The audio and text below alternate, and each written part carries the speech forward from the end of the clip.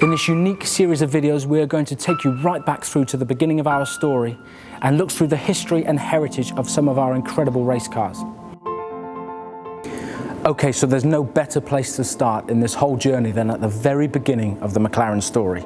Here we have a 1929 open-top derivative of an Austin 7. Now this is really the car that Bruce McLaren, our founder, not only learned to drive in, but really cut his teeth in terms of learning about engineering and learning about the mechanics of cars. Now his father bought this car. It was 25 years old, but he bought it in pieces for $110. The plan for Les McLaren, Bruce's father, was to put the car together to then sell it and make a profit. However, a 13-year-old Bruce McLaren had very different ideas. He wanted to help his father put the car together, but then learn to drive and also learn how to go racing. And he built a very simple figure-8 race circuit and taught himself to drive in this very car. However, Bruce wasn't quite old enough, so his father was the driver. Now one day Les suffered gallstones and had to go to the hospital. So Bruce, being the precocious young man that he was, decided to enter the race under his father's admission, and he won that race in 1954 as a 15-year-old boy.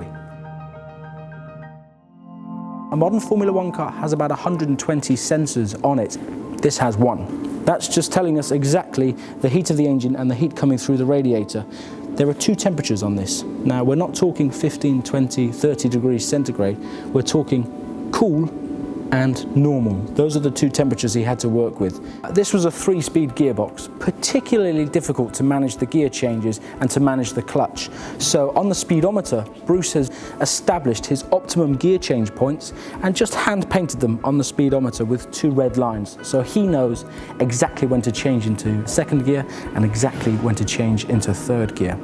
He took this car from 72 miles an hour to 87 miles per hour, effectively overnight. Now, just under 90 miles an hour is nothing in modern racing, but trust me, I'd sooner be doing 200 plus in a modern Formula One car than nearly 90 miles an hour with this much of your body exposed on what can only be described as bicycle tyres.